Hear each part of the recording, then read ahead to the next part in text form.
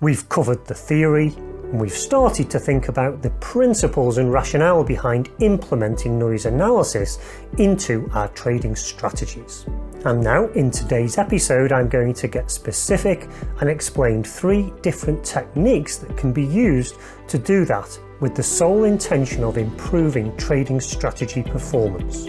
And because the impact on performance can be significant when using these techniques, this is definitely one not to miss. Back in 15 seconds after this brief message. Darwinex is a UK FCA regulated broker and asset manager on a mission to disrupt the financial trading, investing and asset management industries.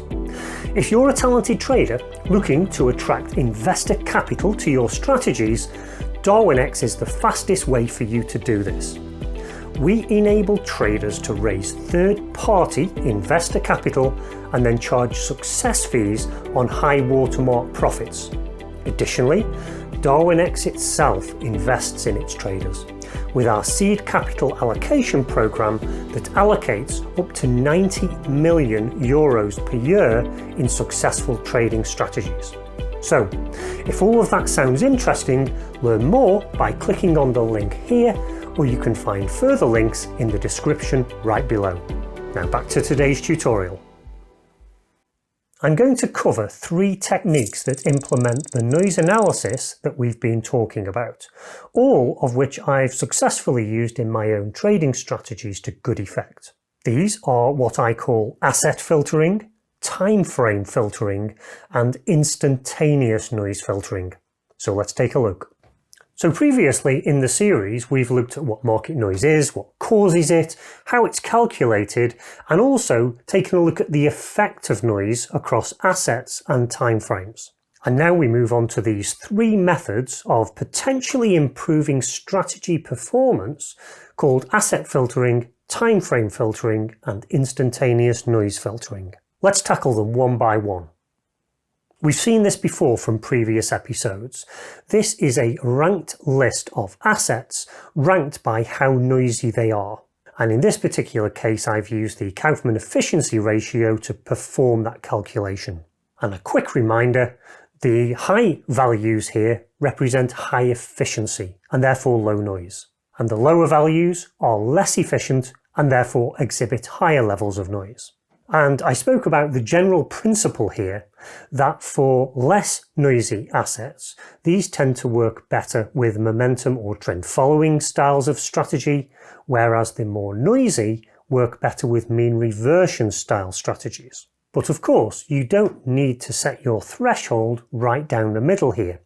You can have an area where you say, well, we won't trade any of the assets within this particular region, in order to just target those most noisy or least noisy assets. So let's take a look at the approach that I took for this particular research study. I took a mean reversion strategy, and because I wanted to trade this both long and short, I decided to focus on the currency pairs. So I constructed 2 categories of assets that I would test. The first included the 8 most noisy currency pairs, and we'd expect these to work relatively well because this is a mean reversion strategy. And then in my second group I had the 8 least noisy assets, and if the theory is correct then these should not perform as well as the first group, and in practice you probably would not trade these. And this is the principle of asset filtering. Let's now move on to timeframe filtering. And the principle behind this is very similar to asset filtering. We're trying to target those timeframes that are most suited to the type of strategy that we're trading.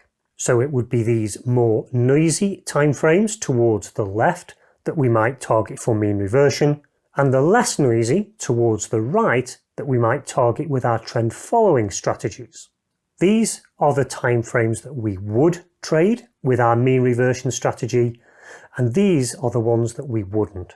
So we've filtered those out. Now you'll notice I haven't highlighted the daily time frame here, and that's purely because I do not trade this time frame.